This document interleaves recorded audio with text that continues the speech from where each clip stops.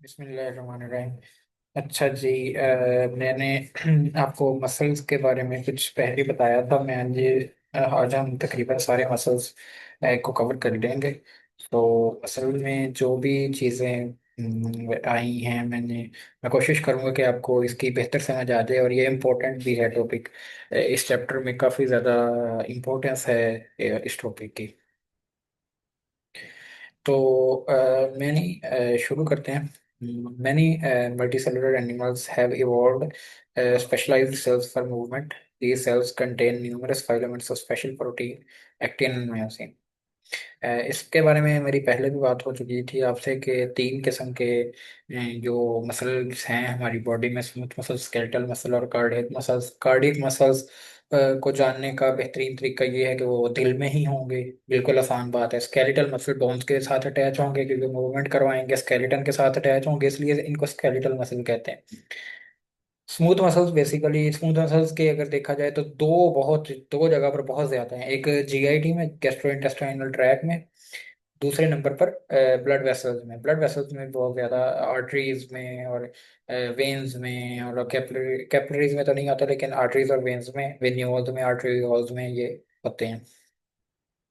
Arteries में अगर मैं बताऊं आपको, छोटा सा बता दूं देता हूँ। आर्टरीज में बेसिकली ये अंदर वाली लेयर होती है आर्टरी की, जिसके अंदर ऐसे एंडोथीलियल सेल लगे होते हैं। एंडोथेलियल सेल्स होते हैं ना आर्टरी के अंदर, आपने पीछे पढ़ा हुआ है ये, उसमें चैप्टर नंबर 14 में पढ़ा हुआ है। उसके बाद यहाँ पर होता है अगली लेयर जो होती है, ये मैं रंग चेंज कर देता हूँ, पीले रंग का बना देता हूँ मसल को। तो यहाँ पर मसल होते हैं। एंडोथीलियल सेल्स के पास, एंडोथीलियल सेल्स की जो लेयर होती है उसके बाहर वाली साइड पर मसल होते हैं। और सबसे जो साइड वाली लेयर्स होती है वहां पर फाइबर्स पड़ा होता है। फाइबर्स होते हैं जिसको हम एडवेंटिशिया भी कहते हैं ऐसे। ठीक है, ये होता है। सारी वेसल्स ही तकरीबन इसी स्ट्रक्चर से, यही स्ट्रक्चर होता है। कुछ में ये मसल की लेयर जो होती है वो पतली होती है, और कुछ में ये मोटी होती है। मोटी आमतौर पर आर्टरीज में बहुत ज़्यादा मोटी होती है, जबकि वेन्स में ये आमतौर पर पतली होती है। ठीक है, चलिए। द वर्टिब्रे और इनके बारे में ये इसने यहाँ पर ये लिखा हुआ है कि these cells contain numerous filament of special protein, actin and myosin. Actin myosin होती है आमतौर पर मसल के सेल्स में। तो एक्टिन मायोसिन कैसे काम करती है इसके बारे में मैं आपको बहुत डिटेल में बताऊंगा। एक्टिन मायोसिन कैसे होती है ये मैं आगे आपको बहुत डिटेल में बताऊंगा। तो अभी मैं इसके ऊपर ज़्यादा बात नहीं करूंगा। The vertebrate possess three kinds of muscle cells. Vertebrate कौन से होते हैं? जिनमें वर्टिब्रीज होती हैं, यानी जिनमें वर्टिब्रल कॉलम होता है, यानी जिनमें रीढ़ की हड्डी होती है, बैकबोन होती है। और वर्टिब्रेट में ही हम आते हैं, इंसान, जानवर, ये सारे वर्टिब्रेट में ही आते हैं। तो इन हम में तीन किस्म के सेल्स हैं, तीन किस्म के मसल्स हैं: कार्डियक, स्केलेटल और स्मूथ। ठीक है, ये कैसे एक दूसरे से फर्क हैं इसके बारे में मैंने आपको डायग्राम एक दिखा दी थी। आपके पास वो डायग्राम है, आप उसको दोबारा भी देख लीजिएगा। यहाँ पर वो डब्बा है जिसमें इनके डिफरेंस बताए हुए हैं। तो ये शॉर्ट क्वेश्चन के तौर पर भी आ सकता है वैसे, और कोई चाहे तो लॉन्ग क्वेश्चन के तौर पर भी दे दे, क्यों नहीं दे सकता। अच्छे पॉइंट्स लिखे हुए हैं। सबसे पहले मसल की अपीयरेंस, यानी कि मसल कैसा नजर आ रहा है।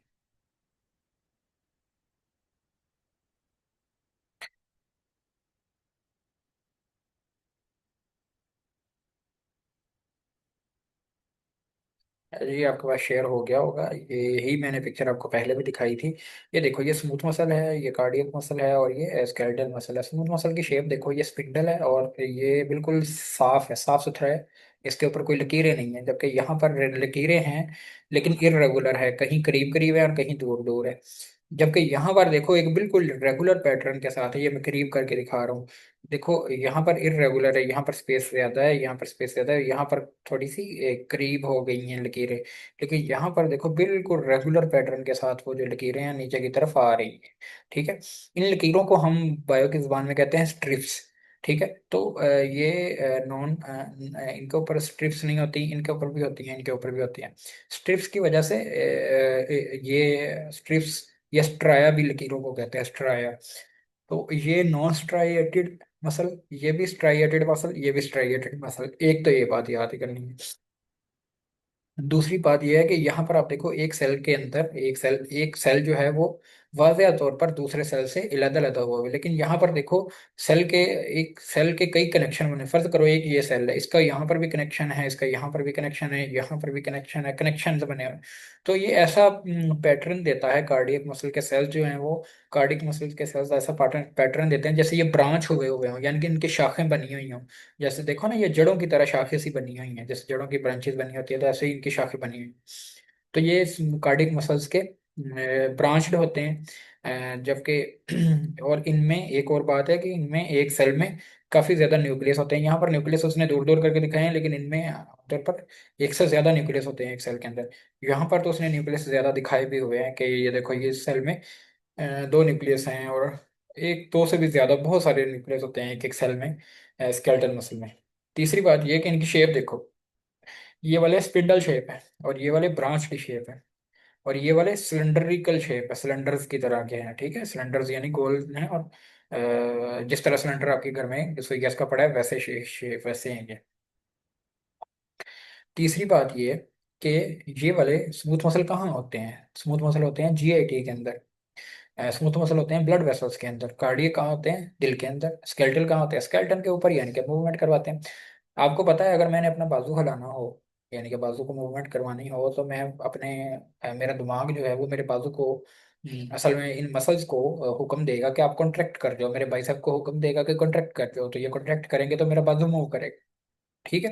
तो ये हमारे अपने कंट्रोल में है, स्केलेटल मसल हमारे अपने कंट्रोल में है, जबकि कार्डियक मसल हमारे अपने कंट्रोल में नहीं है। ऐसा नहीं कहे कि कोई बंदा कहे कि दिल को कहे कि रुक जाए और दिल रुक जाए, कहे चल जाए तो चल जाए, ऐसा नहीं है। तो कार्डियक मसल हमारे कंट्रोल में नहीं है, और स्मूथ मसल जो है ये भी हमारे कंट्रोल में नहीं है। तो ये दोनों इनवॉलेंट्री हो गए, और ये वॉलेंट्री। वॉलेंट्री होता है मर्जी से। आपने ये एक टर्म सुनी होगी कि उसने वॉलंटियर कर दिया। मिसाल के तौर पर, स्कूल में स्पोर्ट्स गला हुआ, स्पोर्ट्स गला या स्पोर्ट्स वीक हुआ, या कोई फंक्शन हुआ जिसमें कुछ आपको पता है, स्पोर्ट्स वीक हुआ या कोई फंक्शन हुआ, तो उसमें इंतजाम करने के लिए कुछ बच्चे चाहिए। ठीक है, वो बंदे चाहिए, तो वो स्कूल के इंतजामिया क्या करती है, टीचर्स क्या करते हैं कि बच्चों को ही पकड़ लेते हैं, और बच्चों को ही वो ड्यूटी दे देते हैं। और लेकिन उससे पहले वो कहते हैं बच्चों को कि आप खुद सामने आए कि जो बच्चे हमारे साथ मिलकर काम करेंगे। तो बच्चे आगे आते हैं, कुछ बच्चे कहते हैं हम काम करेंगे, हम कहते हैं, हम उनके लिए टर्म करते हैं, टर्म क्या यूज करते हैं कि ये वॉलंटियर्स हैं, ये वॉलंटरीली काम कर रहे हैं, यानी कि खुद ब खुद काम कर रहे हैं। सॉरी, अपनी मर्जी से काम कर रहे हैं, खुद ब खुद नहीं, वो अपनी मर्जी से काम कर रहे होते हैं। तो स्केलेटल मसल्स जो होते हैं ये हमारी मर्जी के साथ काम करते हैं, तो इसलिए ये वॉलंटरी इनकी मूवमेंट वॉलंटरी होती है, जबकि ये इनवॉलंटरी होते हैं। कार्डियक और स्मूथ मसल ये ये हमारी मर्जी से नहीं करते, और ये स्केलेटल मसल्स जो हैं ये हमारी मर्जी से करते हैं। ठीक है। इनकी चौथे नंबर पर, चले बाकी मैं आपको टेक्स्ट से ही बता देता हूँ। देखो, मसल की अपीयरेंस, सबसे पहला उसने डिफरेंस बताया मसल की अपीयरेंस का। ये स्मूथ मसल अनस्ट्रिप्ड है, कार्डियक मसल में इरेगुलर स्ट्रिप्स थी, वहां पर भी थी, स्केलेटल में रेगुलर स्ट्रिप्स थी। ठीक है, रेगुलर लाइनें लगी हुई थी, यहाँ पर कार्डियक में इरेगुलर लाइनें। सेल की शेप देखो, स्मूथ की स्पिंडल शेप है, कार्डियक ब्रांच्ड है। स्केलेटल स्पिंडल भी हो सकते हैं कुछ, और सिलिंड्रिकल भी हो सकते हैं। ठीक है। नंबर ऑफ न्यूक्लियाई, एक सेल में नंबर ऑफ न्यूक्लियाई कितने होते हैं? एक। स्मूथ में एक होता है, कार्डियक में काफी सारे होते हैं। वहां पर एक ही नजर आ रहा था, लेकिन ज्यादा भी हो सकते हैं। और स्केलेटल में भी काफी सारे होते हैं, एक सेल में काफी ज्यादा न्यूक्लियस होते हैं। स्पीड ऑफ कंट्रैक्शन, अच्छा, स्पीड ऑफ कंट्रैक्शन की अगर बात करें तो स्मूथ मसल हमारे जीआईटी में होते हैं, और इसके अलावा ब्लड वेसल्स में होते हैं। देखो, जीआईटी और ब्लड वेसल्स एक ऐसी जगह है जहाँ पर कंट्रैक्शन स्लो स्लो होनी चाहिए। ऐसा नहीं है कि एकदम से फुल कंट्रैक्शन, अगर कंट्रैक्शन होगी ना, मैंने आर्टरीज का स्ट्रक्चर बताया था आपको, तो अगर आर्टरीज के मसल, दरमियान वाली लेयर के मसल कॉन्ट्रैक्ट कर जाएंगे, तो वो आर्टरी बिल्कुल बंद होने, मतलब एकदम से क्लोज होने की तरफ चलेगी, तो ब्लड प्रेशर एकदम से बहुत ज्यादा बढ़ जाएगा। तो स्मूथ मसल्स अल्लाह ने इसलिए वहां पर रखे हुए हैं ताकि वो स्लो स्लो कॉन्ट्रैक्ट करें, जिसकी वजह से ब्लड प्रेशर एकदम से ना बढ़े। ठीक। इसी तरह जीआईटी में भी अगर एकदम से कॉन्ट्रैक्शन होंगी तो सोच सकते हैं आपको कितना मसला होगा। मतलब जब हमारे असल में जब हमारे पेट में बहुत ज़्यादा शदीद दर्द होती है, जो कि एक साइड से शुरू होकर दूसरी साइड पर, तो ये हमारे muscles contract, smooth muscles contract कर रहे होते हैं। ठीक है। तो ये देखो, जब वो अगर सोचो सारे स्मूथ मसल्स ही बहुत ज़ोर ज़ोर से कॉन्ट्रैक्ट करना शुरू कर दें, तो हमारी तो मतलब ज़िंदगी दुश्वार हो जाए बहुत ज़्यादा पेन हो। कार्डियक मसल्स की कंट्रैक्शन जो होती है उसकी स्पीड जरा दरमियानी होती है, ये बहुत दरमियाने से। और स्केलेटल मसल जो है तो ये इनकी स्लो टू रैपिड होती है, यानी कि ये स्लो भी कंट्रैक्ट कर सकते हैं और बहुत तेजी से भी कंट्रैक्ट कर सकते हैं। वो डिपेंड करता है हम पर, यानी कि हम कितनी तेजी से कॉन्ट्रैक्ट करवाना चाहते हैं। अगर हम तेजी से बाजू फैलाना चाहते हैं तो बहुत तेजी से कॉन्ट्रैक्ट कर जाएगा, अगर हम जरा स्लो कॉन्ट्रैक्ट करवाना चाहते हैं तो स्लोली कॉन्ट्रैक्ट कर जाएगा। कॉन्ट्रैक्शन कास्ड बाय, चलिए कॉन्ट्रैक्शन कास्ड बाय जो है वो मैं बाद में बताता हूँ। मैं वॉलेंट्री कंट्रोल की पहले बात तो बता देता हूँ क्योंकि मैंने समझा दिया है आपको। वॉलेंट्री कंट्रोल, मैंने आपको बताया स्मूथ मसल हमारे अपने कंट्रोल में नहीं है, कार्डियक मसल भी हमारे अपने कंट्रोल में नहीं है, जबकि स्केलेटल मसल हमारे अपने कंट्रोल में है, तो इसमें इसने यस लिख दिया, बाकी में नो नो। फंक्शन क्या होता है? फंक्शन मैंने पहले बता दिया, स्मूथ मसल कहाँ पे होते हैं, जीआईटी में होते हैं। इसके अलावा कहाँ होते हैं, ब्लड वेसल्स में होते हैं, और भी ऑर्गन्स में होते हैं। Control the movement of substance through hollow organs, तो ये क्या कर रहे हैं, जो होलो ऑर्गन, होलो होलो का मतलब समझना जरूरी है। होलो उस चीज को कहते हैं जो अंदर से खाली होती है, जैसे ब्लड वेसल है, ब्लड वेसल अंदर से खाली है, ठीक है, उसके अंदर ब्लड होगा, वो अलग सब्सटेंस है, लेकिन वो अंदर से, यानी ब्लड वेसल एक पाइप की तरह है ना, अंदर तो कुछ नहीं है, उसके अंदर ब्लड आएगा, लेकिन ब्लड वेसल का अपना कुछ नहीं है, यानी वेसल का अपना कुछ नहीं है, ब्लड एक अलग चीज है।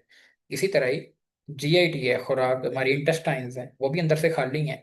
बाहर से हम खुराक अंदर डालते हैं, लेकिन अंदर से तो वो खाली है ना, पाइप की तरह। तो ये जो स्मूथ मसल कहाँ होते हैं, होलो ऑर्गन्स में होते हैं। और ये क्या करते हैं कि जो चीजें उनके दरमियान से गुजर रही होती हैं उनकी मूवमेंट को कंट्रोल करते हैं, जैसे कि ब्लड वेसल्स में से ब्लड गुजर रहा होता है तो उसकी मूवमेंट कितनी होगी, ये कंट्रोल करते हैं स्मूथ मसल। इसी तरह ही जीआईटी में से, गैस्ट्रो इंटेस्टाइनल ट्रैक में से कैसे वो खुराक जो है वो कैसे मूव करेगी, इंटेस्टाइन्स के थ्रू, स्टमक के थ्रू, ठीक है, तो ये कंट्रोल करते हैं ये स्मूथ मसल्स जो उनकी दीवारों में होते हैं, ठीक है, यानी कि इंटेस्टाइन्स की दीवारों में स्मूथ मसल होते हैं। इसी तरह ही मैं आपको इंटेस्टाइन्स भी ड्रा करके दिखा देता हूँ। ये देखो इंटेस्टाइन्स कुछ इस तरह से होती है, यानी कि मैं इंटेस्टाइन को काट के उसको सामने से देख रहा हूँ एक साइड से। तो इंटेस्टाइन की दीवार में भी अंदर वाली साइड पे एंडोथेलियम होगी, सॉरी मैं यहाँ से की बजाय यहाँ पर बता देता हूँ। ये देखो अंदर वाली दीवार पर एंडोथेलियम होगी ऐसे कुछ, ठीक है। इसके बाहर मसल होंगे, मैं रंग चेंज कर देता हूँ, रेड कलर कर देता हूँ, यहाँ मसल के लिए, यहाँ पर मसल होंगे, स्मूथ मसल होंगे यहाँ पर, ठीक है। और इसके बाहर फाइबर्स पड़े होंगे।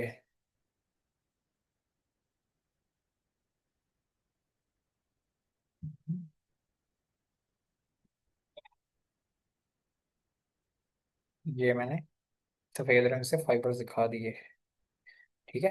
तो क्या होगा कि जब भी यानी कि खुराक को स्लोली मूव करवाना होगा तो ये मसल जो है ना, ये वाले मसल जो हैं, और तो ये मसल पड़े हुए हैं, ये मसल पड़े हैं, तो ये कॉन्ट्रैक्ट करेंगे, रिलैक्स करेंगे, जिसकी वजह से खुराक आगे आगे मूव करती है, जिसको हम पेरिस्टालसिस कहते हैं, जिसको अब मैंने आपको बड़े अच्छे से समझाया था। डाइजेशन इन ओरल कैविटी, या और digestion, sorry digestion, digestive system में सारा मैंने बताया था कैसे कैसे आगे खुराक मूव करती है। तो वो चैप्टर नंबर 11 फर्स्ट ईयर का, सॉरी 11 नहीं है वो, 10 है शायद, या 12 है, 12 है वो। तो 12 में वो बताता है, ठीक है। तो ये स्मूथ मसल यहाँ पर होते हैं जो कि खुराक की जो आगे मूवमेंट है उसको कंट्रोल करते हैं। कार्डियक मसल क्या करते हैं? Cardiac muscle basically, cardiac muscle क्या ही कर रहे हैं, दिल का काम करते हैं। दिल में जो मसल होते हैं वो सारे कार्डियक ही होते हैं, और दिल क्या करता है, पंप ब्लड करता है, ब्लड को पंप करता है। चैप्टर नंबर 14 में पढ़ा है आपने फर्स्ट ईयर में। स्केलेटल मसल क्या करते हैं? स्केलेटल मसल बेसिकली स्केलेटन के ऊपर अटैच होते हैं, तो ये स्केलेटन को मूव करवाते हैं, यानी कि हड्डियों की हरकत करवाते हैं। हमारा एक पॉइंट रह गया सिर्फ, contraction speed caused by contraction कैसे होती है। कंट्रैक्शन स्केलेटल मसल में, मैं सबसे पहले स्केलेटल मसल, स्केलेटल मसल में कंट्रैक्शन नर्वस सिस्टम के थ्रू होती है, यानी कि हमारे दिमाग से डायरेक्ट जो है वो सिग्नल्स आते हैं हमारे बाइसेप्स को, ट्राइसेप्स को, जिसकी वजह से हमारा बाजू मूव करता है। कार्डियक मसल में कंट्रैक्शन खुद ब खुद होती है, स्पॉन्टेनियस होती है, यानी कि कार्डियक मसल को जो है वो खुद ब खुद कार्डियक मसल कंट्रैक्ट करते रहते हैं। स्मूथ मसल में या तो खुद ब खुद होती है, यानी कि जब खुराक अंदर आती है, या ब्लड ब्लड वेसल के अंदर आता है, या खुराक खुराक जीआईटी के अंदर आती है, तो ये खुद ब खुद स्ट्रेच करते हैं और कंट्रैक्ट करते हैं। नर्वस सिस्टम की भी इन्वॉल्वमेंट है इसके अंदर। ठीक है, तो हमारे दिमाग से भी स्मूथ मसल्स को जीआईटी को सिग्नल आते हैं, जिसकी वजह से उनकी मूवमेंट कंट्रोल होती है। और हॉर्मोन्स का भी बड़ा ताल्लुक है इसमें। हॉर्मोन्स वो केमिकल्स होते हैं जो हमारे जैसे मुख्तलिफ किस्म के काम सारे अंजाम देते हैं, उनमें से कुछ हॉर्मोन्स है जैसे कि पेप्सिन है। जैसे कि आपने 12th क्लास में, सॉरी फर्स्ट ईयर में 12th चैप्टर में बहुत सारे हॉर्मोन्स पढ़े थे जो जीआईटी में है। आप अभी भी बुक खोल कर देखें तो वहां पर बहुत से हॉर्मोन्स लिखे हुए हैं जो जीआईटी में मुख्तलिफ रोल्स प्ले कर रहे हैं। तो वो हॉर्मोन्स भी बेसिकली इन स्मूथ मसल को जो है ना वो स्मूथ मसल्स पर अफेक्ट हो रहे होते हैं काफ़ी ज़्यादा हॉर्मोन्स, और इनकी कंट्रैक्शन को वो ज़्यादा या कम कर रहे होते हैं, जिसकी वजह से फूड की जो मूवमेंट है ना जीआईटी के थ्रू, वो कम या ज़्यादा तेज़ी से हो रही होती है। ठीक है, ये मैंने सारा आपको ये जो है वो पढ़ा दिया। इसके आगे हम चलते हैं। अच्छा, जो बात उसने ऊपर डब्बे में की है वो आगे स्मूथ मसल वो आगे थोड़ा एक्सप्लेन करके कहेगा। Smooth muscles were the earliest form of muscles to evolve and it is found throughout animal kingdom. अच्छा, ये बात ना थोड़ी सी आपको समझानी थोड़ी सी टफ है इस वजह से, क्योंकि आपको एवोल्यूशन का इतना ज़्यादा आइडिया है नहीं। एवोल्यूशन का चैप्टर भी इसी बुक में उसने डाला हुआ है। आगे जाके एक चैप्टर है एवोल्यूशन के ऊपर। तो ये कह रहा है, इस लाइन का मतलब ये है कि जो एवोल्यूशन ये है कि इंसान जो है ना, यानी कि मुख्तलिफ ऑर्गेनि इंसान खुद से सीधा इंसान नहीं पैदा हुआ। मुख्तलिफ किस्म के यानी कि लिविंग ऑर्गेनिजम्स एक दूसरे में तब्दील हो कर आगे आकर इंसान बना है। तो यहाँ पर वो कह रहा है कि जो बहुत पहले के जानवर थे ना, जो मतलब आगे इवॉल्व हो होकर यानी कि बने हैं, इंसान बने हैं मिसाल के तौर पर।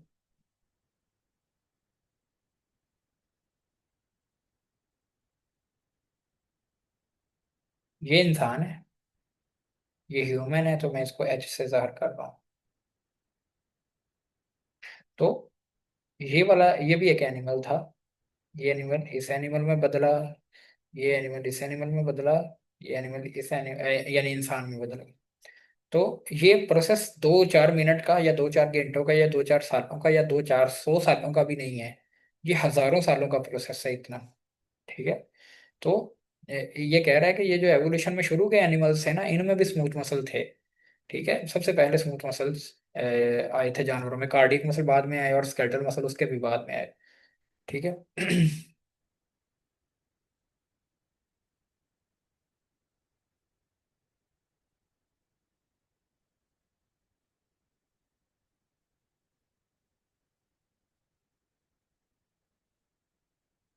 ठीक है, smooth muscles were the earliest form of muscles to evolve and it is found throughout animals kingdom.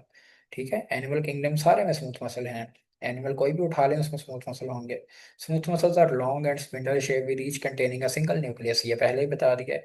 It has no striation, इसके ऊपर स्ट्राया नहीं है। It is not under voluntary control, ये वॉलेंटरी कंट्रोल के under भी नहीं है, यानी कि ये हमारी मर्जी से नहीं चलते। We describe smooth muscle tissue most precisely as, यानी कि अगर हमने डिस्क्राइब करना हो स्मूथ मसल्स को, तो प्रिसाइजली का मतलब होता है बिल्कुल सही सही डिस्क्राइब करना हो। तो वो कहते हैं ना, प्रिसाइज आंसर दो, इसका बिल्कुल सही सही आंसर दो।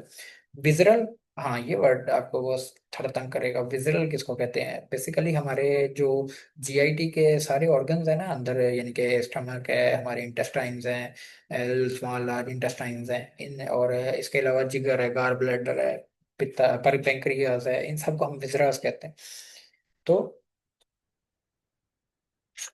फैमिली केड़ी फैमिली इंसान शायद नीचे आया हूँ वो family salad salad family non striated and involuntary I. Sir भी सॉन्ग सर सुना है सर बाय सर आ गया? सलाड फैमिली है ना सर भी आ गए? अभी का सर में इंटरेक्ट कर आ गया? सर अपने ऑफिस में बैठे हैं? इस लाइट हूँ तो सारा बैठ गया कि नहीं है दस? नॉन ऑफिस में बैठे है? ऑफिस में ठीक। Non striated and involuntary visual है ये स्मूथ मसल्स, ये नॉन स्ट्राइएटेड है, यानी कि ये ये इनके ऊपर स्ट्राया नहीं है और इनवॉलेंट्री, ये हमारे कंट्रोल में भी नहीं है। These muscles are found in blood vessels, और ये कहाँ पर है? ब्लड वेसल्स में, डाइजेस्टिव ट्रैक में, ये मैंने बताया, और मैनी और बहुत सारे ऑर्गन। ये सारी बात पहले बता दी थी, इसलिए मैं इस पर ज्यादा और डिस्क्राइब नहीं कर रहा। Cardiac muscles, these are muscles of heart, ये मसल हार्ट के मसल्स है, सिंपल बात है। They constitute most of mass of heart walls, heart की जो दीवारें हैं उसका ज्यादातर हिस्सा ये कार्डियक मसल ही बना रहे हैं। Heart muscle is composed of chains of single cells each with its own nucleus। अच्छा, इसमें इसने यहाँ पर जो एक बात लिखी है ना कि हार्ट मसल इज कंपोज, ये मैं बात आपको आगे मजीद क्लैरिफाई करूंगा बाद में, कि ये क्या एक हार्ट के मसल के एक सेल में क्या एक ही न्यूक्लियस होता है, क्योंकि इसने अपना यहाँ पर एक एक ही न्यूक्लियस लिखा हुआ है, और ऊपर उसने मैनी पर सेल लिखा हुआ है।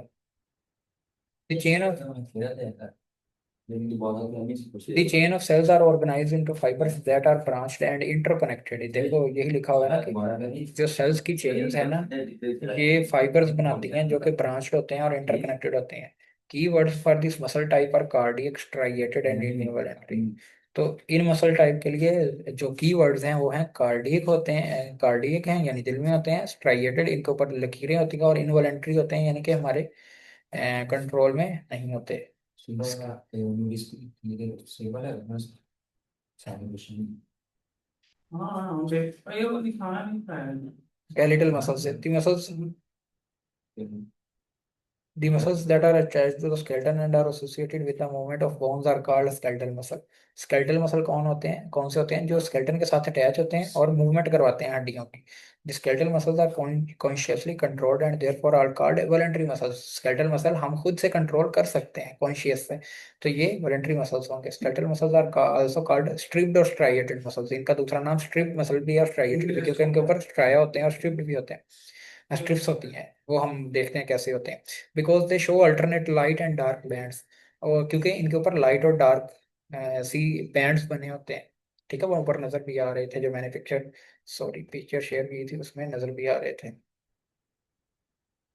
ये देखो इसके ऊपर ये लाइट, दरमियान में कुछ लाइट हिस्सा है और फिर कुछ डार्क हिस्सा है, ये देखो। ये एक लाइट बैंड है ऊपर से नीचे, और फिर एक डार्क बैंड है, फिर एक लाइट बैंड है, फिर एक डार्क बैंड है, फिर एक लाइट बैंड है, फिर एक dark band.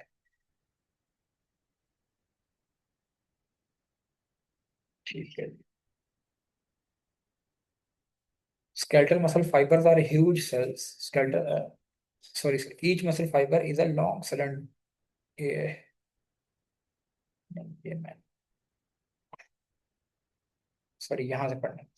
Because they show alternate light and dark bands, triceps and biceps, जैसे एग्जांपल दिया उसने, ट्राइसेप्स और बाइसेप्स में लाइट और डार्क बैंड्स होते हैं। Generally each end of entire muscle is attached to bone by a bundle of collagen non elastic fibres known as tendons. आमतौर पर टेंडन की ये डेफिनेशन भी है कि एक यानी कि मसल के दोनों साइडों पर टेंडन होता है, जिसकी वजह जिसके थ्रू ये हड्डी से मिलता है। यानी कि मैंने इसके लिए जो पिक्चर थी वो ये थी, एक मिनट मैं आपको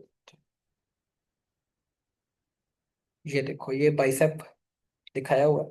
सबसे पहले ये स्कैपुला है, ये क्लेविकल है, ठीक है, ये ह्यूमरस है, और फिर ये रेडियस है और अल्ना है। यानी कि जो है वो अंदर वाली साइड पर, अंगूठे वाली साइड पर रेडियस है, और अंदर वाली छोटी उंगली की साइड पर अल्ना होती है। ठीक है, तो ये बाइसेप दिखाया हुआ है। बाइसेप को basically by by by word दो दो के लिए यूज करते हैं। तो बाइसेप को बाइसेप इसलिए कहते हैं क्योंकि इसके दो मुंह होते हैं। ये देखो, ये मसल का एक हिस्सा है और एक मसल का एक हिस्सा है, ये दोनों को मिलाकर हम बाइसेप कहते हैं। ये देखो, ये देखो, इसका पूरा नाम होता है बाइसेप ब्रेकियाई। ठीक है, और ये एक एंड, ऊपर वाले एंड पर ये देखो, टेंडन के थ्रू ये टेंडन है, ठीक है, ये भी टेंडन है। ऊपर भी टेंडन के मसल सीधा जाकर नहीं बोन से अटैच होता, पहले टेंडन बनता है फिर बोन के साथ अटैच होता है, और नीचे भी देखो टेंडन बनता है और फिर आगे जाके बोन के साथ अटैच होता है। ये पिक्चर मैं आगे भी आपको दिखाऊंगा, और भी काम है इस पिक्चर के। ये लिखा भी हुआ है, tendon of long head, tendon of short head, यानी कि ये लंबा हेड है मसल का और ये छोटा हेड है। तो इसका टेंडन भी बनता है और इसका भी टेंडन बनता है, और यहाँ पर दोनों टेंडन्स की बजाय अलग अलग बनने के बजाय एक ही टेंडन बनता है। ठीक,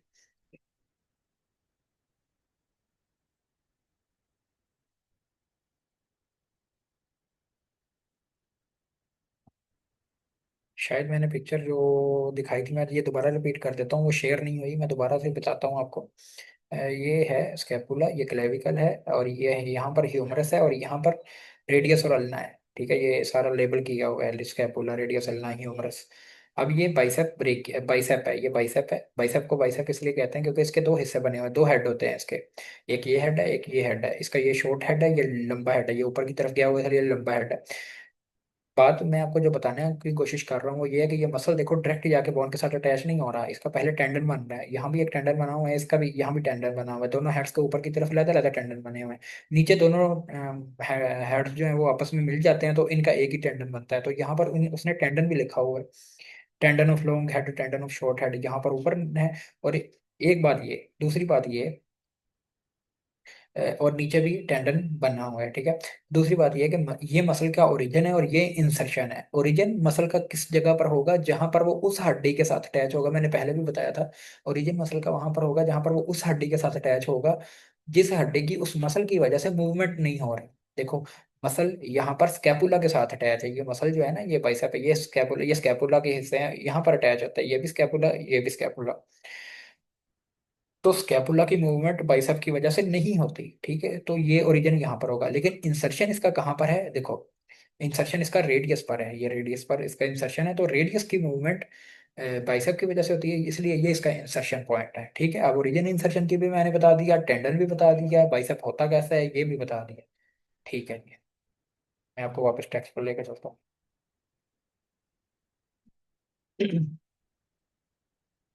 अब वो बताएगा, टेंडन भी मैंने बता दिया, अब वो बताएगा पूरा मसल के अंदर फाइबर क्या होते हैं, फाइलामेंट क्या होते हैं। ठीक है, हर चीज़ वो बताएगा। इसके लिए मैंने काफ़ी ज़्यादा पिक्चर भी रखी हैं, तो मैं आपको एक एक चीज़ समझा देता हूँ। Skeletal muscle fibre, each muscle consist of muscle bundles. अच्छा, which are further composed of muscle fibres और सेल्स। अच्छा, स्केलेटल मसल में जो मसल फाइबर या फिर मसल सेल एक ही चीज का नाम है, मैंने पहले भी बताया था, स्केलेटल मसल में फाइबर और सेल एक ही चीज का नाम है। ठीक है, इसके लिए मैं पिक्चर भी आपको दिखाता हूँ, शायद यही वाली पिक्चर है, यही वाली है। ये देखो, ये वही उसने बाइसेप पे दिखाया हुआ है, ये देखो ऊपर, ये ऊपर मैंने बताया था ना, बाजू के अगले वाले सामने बाइसेप होता है और पीछे ट्राइसेप, ये ट्राइसेप है, ये बाइसेप है। बाइसेप को उसने जब इतने सारे छोटे से बाइसेप के हिस्से को उसने बड़ा किया, तो ये देखो ये मसल बंडल दिखाया हुआ, ये पूरा मसल बंडल है। ठीक है, ये मसल बंडल है, मसल बंडल में काफी ज्यादा मसल फाइबर होंगे, यानी कि काफी ज्यादा मसल के सेल्स होंगे जिनका गुच्छा बना होगा, तो उसको हम कहते हैं मसल बंडल। ये उसने लेबल भी किया हुआ है, मसल बंडल। ठीक है, ये देखो मसल बंडल लेबल भी किया हुआ है, ये मसल बंडल है पूरा, ये पूरा मसल बंडल है एक। और मसल बंडल में से भी आगे यानी कि उसने क्या किया हुआ है, यानी कि मसल बंडल में से भी, सॉरी सॉरी, मैं पूरे को मसल बंडल कह रहा हूँ, ये यानी कि इतना मसल बंडल है, ये पूरा तो मसल हो गया ना, ये पूरा मसल हो गया है।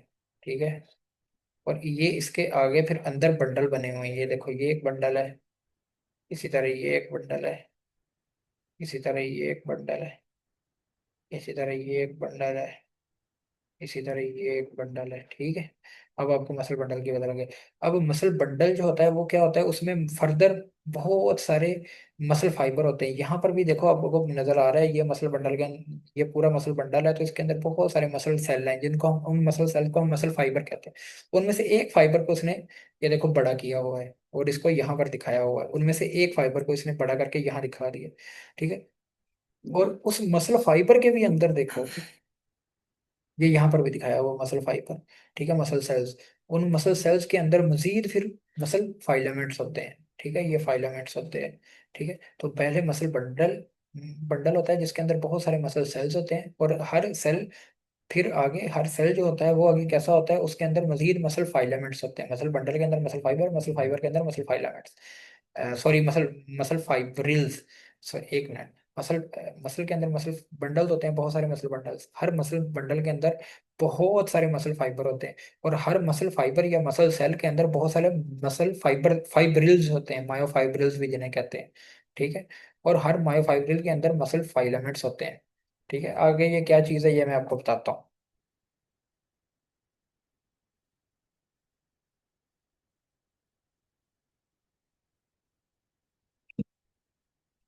Each muscle consist of muscle bundles which are further composed of muscle fibre और मसल सेल्स। यही बता रहा था ना कि मैं के हर मसल के अंदर बहुत सारे मसल बंडल्स होते हैं, जिनके अंदर आगे हर मसल बंडल के अंदर भी बहुत सारे मसल मसल फाइबर या फिर मसल सेल्स होते हैं। यार ये क्यों लिखा है?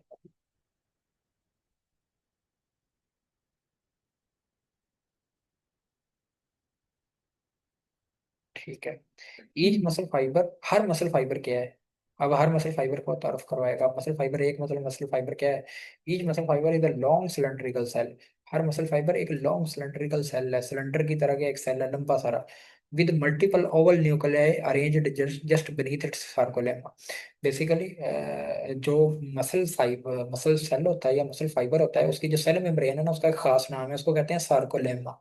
ठीक है, सार्कोलेमा उसका नाम। तो हर मसल फाइबर के अंदर बहुत एक लंबा सिलेंड्रिकल सेल होता है, जिसके अंदर बहुत सारे न्यूक्लियस होते हैं, मल्टीपल ओवल न्यूक्लियस, बहुत सारे न्यूक्लियस होते हैं, जो कि सार्कोलेमा के बिल्कुल नीचे पड़े होते हैं, यानी कि उसके सेल मेम्ब्रेन के जस्ट नीचे। हालांकि आमतौर पर जो न्यूक्लियस होता है वो आम हमने जो सेल देखे हैं, जो हमने पांचवी छठी से हम सेल पढ़ते आ रहे हैं, उसके न्यूक्लियस दरमियान में होता है। ठीक है, उस सेल का के अंदर न्यूक्लियस दरमियान में होता है। लेकिन स्केलेटल मसल का जो सेल होता है उसका फर्क है दूसरे सेल से। मैंने आपको पहले बताया था, हर सेल की शेप दूसरे सेल से मुख्तलिफ होती है, इसलिए वो अलग सेल है ना, इसलिए उसका काम फर्क है ना, इसलिए उसका काम मुख्तलिफ है। तो स्केलेटल मसल फाइबर के अंदर क्या होता है? बहुत सारे एक तो उसकी मेम्ब्रेन को, सेल मेम्ब्रेन को सार्कोलेमा कहते हैं, जैसे कि मैंने हाईलाइट किया हुआ है।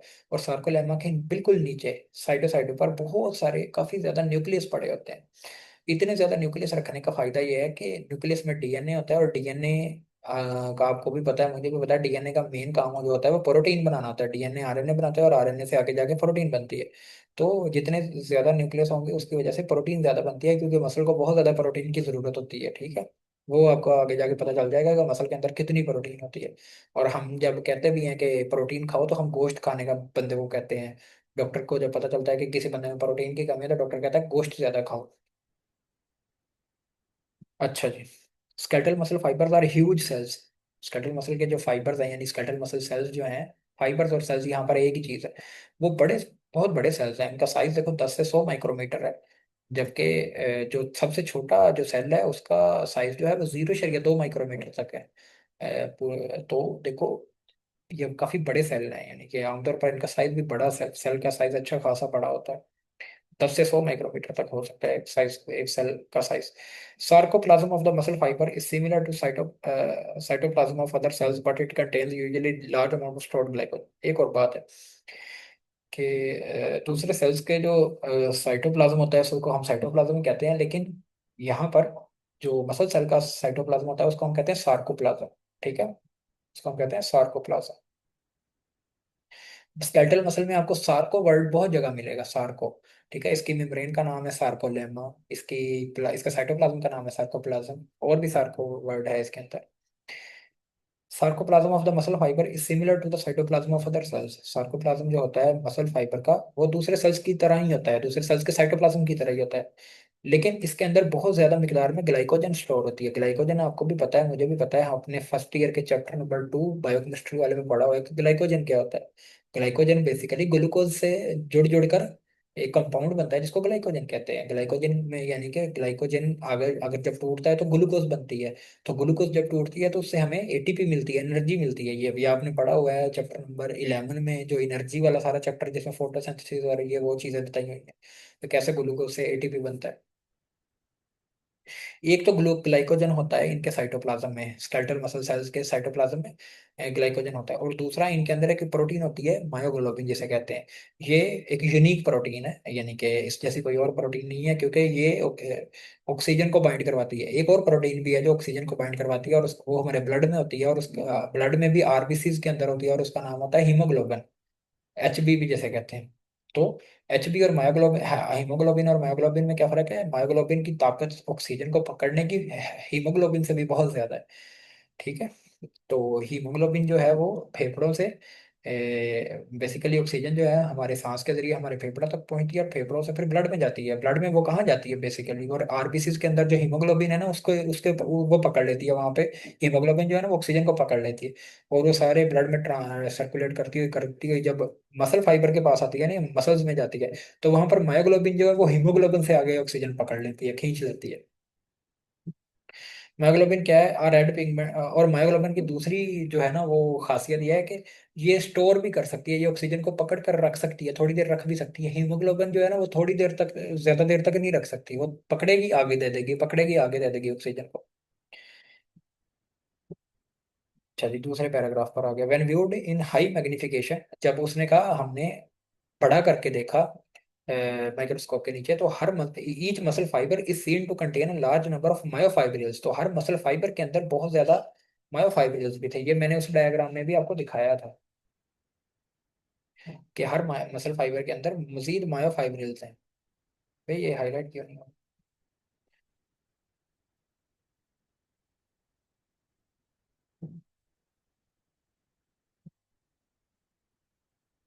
ठीक है, ठीक है, ये मायोफाइब्रिल्स भी होते हैं, और मायोफाइब्रिल्स का साइज तकरीबन 1 से 2 माइक्रोमीटर का होता है। ठीक है, मायोफाइब्रिल्स का साइज 1 से 2 मीटर का, 1 से 2 जो है वो। इसके अंदर हम सीधी लाइन लगा सकते हैं क्या बोला? चाहिए क्या है? ओ हैवी, ये क्या चीज है? इसमें और पहले वाले में क्या फर्क है ये क्या है?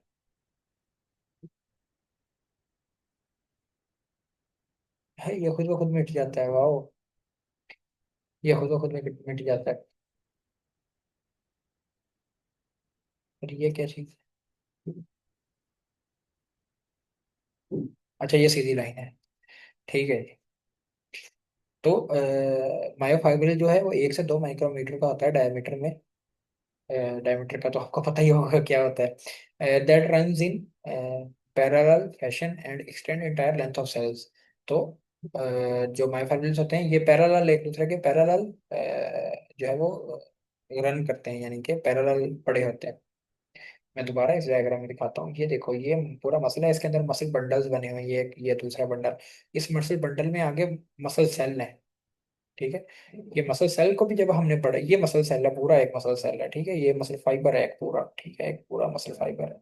अच्छा, इस मसल फाइबर के ऊपर एक और चीज भी मैं, ये देखो इसके मैंने आपको बताया था ना कि मसल के जो फाइबर होते हैं, स्केलेटल मसल के फाइबर होते हैं, स्केलेटल मसल के सेल होते हैं, उनके ऊपर लाइट और डार्क बैंड भी होते हैं। ये देखो इसने बड़े अच्छे से वहाँ ये भी दिखाया हुआ है कि ये देखो लाइट बैंड और फिर डार्क बैंड, फिर लाइट बैंड, फिर डार्क बैंड, फिर लाइट बैंड, फिर dark band.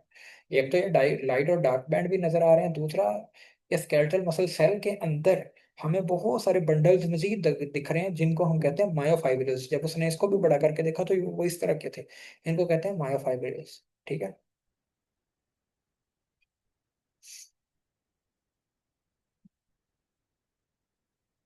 Bundles of these fibrils, यानी कि ये जो फाइब्रिल्स का बंडल्स होते हैं ना, are enclosed by muscle cell membrane और सार्कोलेमा। तो ये मायोफाइब्रिल्स का जो बंडल्स होते हैं, इनको इनके इर्द गिर्द क्या होता है, मसल सेल की मेम्ब्रेन होती है, यानी स्केलेटल मसल सेल की मेम्ब्रेन होती है, सेल मेम्ब्रेन। उसी स्केलेटल मसल सेल की मेम्ब्रेन को ही हम सार्कोलेमा कह देते हैं। ठीक है, मैं आपको दोबारा भी दिखा देता हूँ, 15 दफा दिखा दूंगा लेकिन एक दफा और दिखा देता हूँ कि ये देखो, ये एक पूरा मसल सेल है। ठीक है, स्केलेटल मसल का फाइबर है।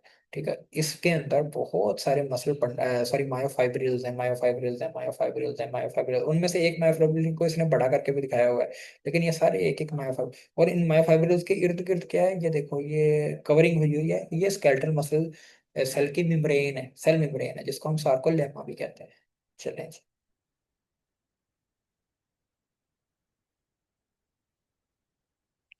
The myofibrils consist of smaller contractile units called sarcomere। ये देखो, सार्को वर्ड एक दफा फिर आ गया, मैंने कहा था ना एक दफा और भी आएगा। तो सार्कोमेर होते हैं मायोफाइब्रिल्स के अंदर, सार्कोमेर। सार्कोमेर क्या होते हैं ये मैं आपको दिखाता भी हूँ और बताता भी हूँ।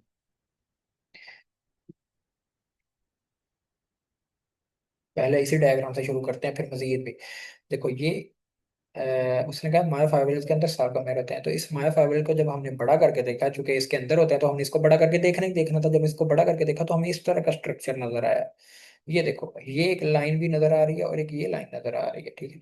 इन दो लाइनों के दरमियान के जो हिस्से को ना हम एक सार्कोमेयर कहते हैं, ठीक है। इसी तरह इधर भी एक सार्कोमेयर होगा, इसी तरह एक इधर सार्कोमेयर, तो सार्कोमेयर्स की चेन बनती जाएगी। सार्कोमेयर क्या काम करता है, क्या होता है, ये मैं आगे आपको बड़ा तफसील से बताता हूँ। लेकिन इस सार्कोमेयर को भी उसने बड़ा करके दिखाया हुआ है, ये देखो, सिर्फ इतने हिस्से को भी बड़ा करके दिखाया हुआ है। ये डायग्राम इसलिए बड़ी अच्छी है। तो ये देखो, वो वाली लाइन है, ये वाली लाइन बड़ा बड़ी करके नजर आई, ये वाली लाइन भी, ये वाली लाइन भी बड़ी करके आई। और इसके अंदर कुछ प्रोटीन्स हैं, कुछ फाइलामेंट्स से पड़े हुए हैं ये, यानी कि, ठीक है, फाइलामेंट्स पड़े हुए हैं ये एक्टिन, इनमें से कुछ ये भी है फाइलामेंट, और कुछ मोटे फाइलामेंट और कुछ बरीक है। ये बरीक फाइलामेंट है और ये मोटे फाइलामेंट है, ऐसा ही है। मैं लेबल भी करता हूँ।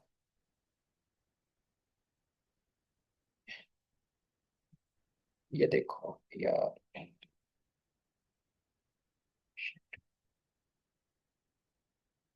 ठीक है, ये है बरीक वाले फाइलामेंट, इनको इनको हम कहते हैं एक्टिन फाइलामेंट, ये लिखा भी हुआ है, ये लिखा हुआ। और ये जो मोटे वाले फाइलामेंट है, सॉरी, ये वो मोटे वाले फाइलामेंट है, इनको मायोसिन कहते हैं। एक्टिन और मायोसिन बेसिकली प्रोटीन, ये प्रोटीन हैं, ये प्रोटीन के फाइलामेंट्स हैं। ये कैसे होते हैं, इनको मैं मजीद आपको बहुत अच्छे से, इनको भी आगे मैं खोल के दिखा देता हूँ, ठीक है। इनको भी हाई मैग्नीफिकेशन में मैंने पिक्चर के रखी हुई है, जो इनको भी बड़ा खोल के दिखा देगी आपको।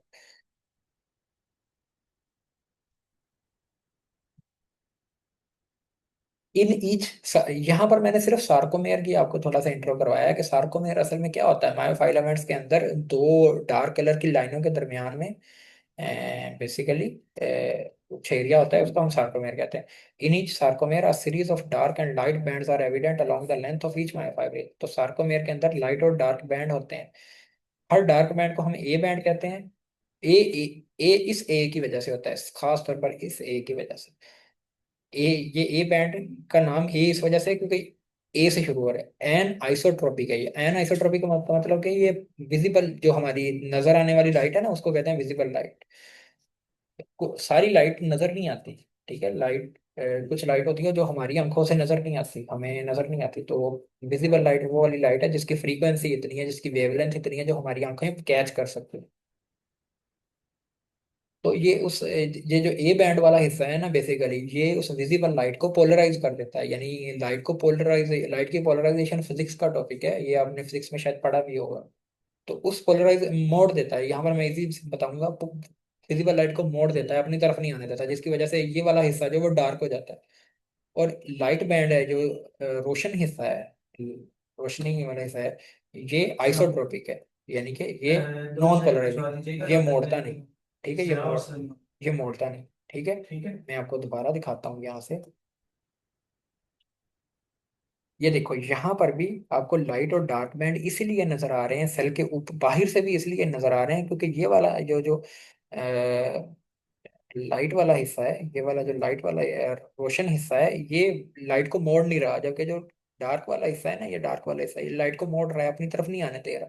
इसकी वजह से ये हिस्सा डार्क हो जाता है, ये लाइट असल। तो ये लाइट, ये वाला हिस्सा क्यों मोड़ रहा है, क्यों नहीं मोड़ रहा, और ये वाला हिस्सा क्यों मोड़ रहा है, यानी कि जो डार्क वाला हिस्सा है वो क्यों मोड़ रहा है लाइट को, क्योंकि वहां पर कुछ इन दोनों हिस्सों में जो चीजें हैं वो फर्क फर्क पड़ी हुई हैं, यानी मुख्तलिफ चीजें पड़ी हुई हैं, जो यहाँ पर पड़ी हुई है वो यहाँ पर नहीं है, जो यहाँ पर है वो यहाँ पर नहीं। इसीलिए जब हमने इसको मजीद आगे इसके खोला सेल को, तो ये देखो, यहाँ पर हमें ये इस तरह का स्ट्रक्चर नजर आया, ये इस तरह का स्ट्रक्चर नजर आया हमें। तो इसमें हमें जो नजर आ रही है चीज, वो मैं आगे भी आपको बताता हूँ। एक और डायग्राम भी है मेरे पास, पहले मैं बुक थोड़ी सी रीड कर दूँ। बस अभी तक आपको इतना पता होना चाहिए, सार्कोमेयर का मैंने इंट्रो करवा दिया, मैंने बताया सार्कोमेयर के अंदर लाइट और डार्क बैंड होते हैं, जो कि लाइट फिर डार्क बैंड फिर लाइट बैंड फिर डार्क बैंड, और वही लाइट और डार्क बैंड हम सेल को बाहर से भी देखें ना तो नजर आ रहे होते हैं, ठीक है। और हर लाइट बैंड को हम आई बैंड कहते हैं, और हर डार्क बैंड को ए बैंड क्योंकि वो एन आइसोट्रोपिक है, वो लाइट को मोड़ देता है, पोलराइज कर देता है। आई बैंड इसलिए क्योंकि आइसोट्रोपिक होता है और वो लाइट को नहीं मोड़ता।